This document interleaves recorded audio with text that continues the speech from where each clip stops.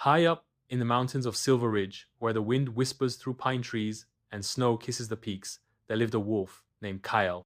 He wasn't the biggest or the strongest. His fur was lighter than the others, almost silver, and his eyes were a piercing blue, like the frozen lakes of winter. Because of his strange coloring, the others called him Ghostpaw. Some even said he brought bad luck, but Kale didn't care what they called him, because he had a secret. He could hear the mountain. At night, when the others slept, Kale would sit at the edge of the cliffs and listen. The rocks spoke in groans. The trees rustled like whispers. The wind carried stories. Stories of a time when wolves ruled the ridge, when humans stayed far below, when the howl of a wolf could stir the stars. Kyle wanted to believe those stories, because deep down, he felt something was coming, something big. It came in the form of machines, roaring yellow beasts that tore through the trees, flattening the land. Humans with hard hats and maps, marking the earth like it was theirs. The forest panicked, birds fled, deer vanished, streams turned to mud. The pack wanted to run, but Kale didn't.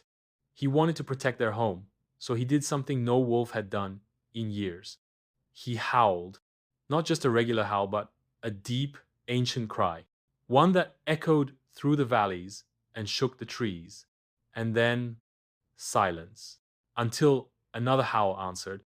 It was old, rough-tired.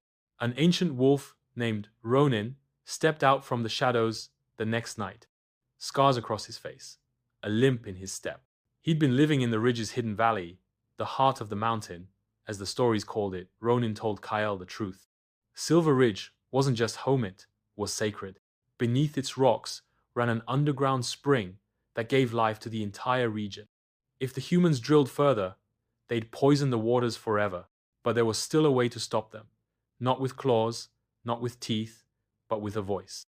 The next morning, Kale stood on the highest cliff of Silver Ridge.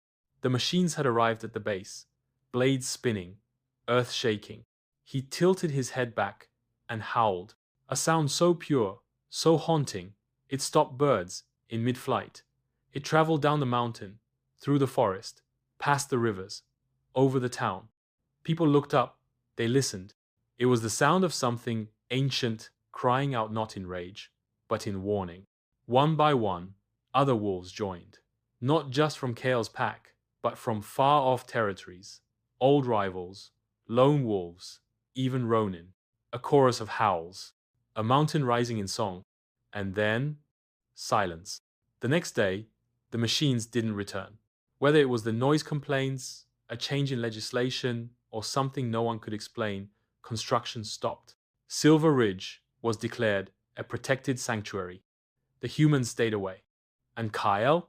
He was no longer called Ghostpaw. They called him Silver Howl the Wolf, who saved the mountain with nothing but his voice.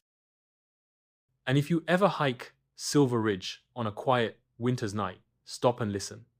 You might just hear it, a distant howl carried by the wind, telling the mountain's story all over again.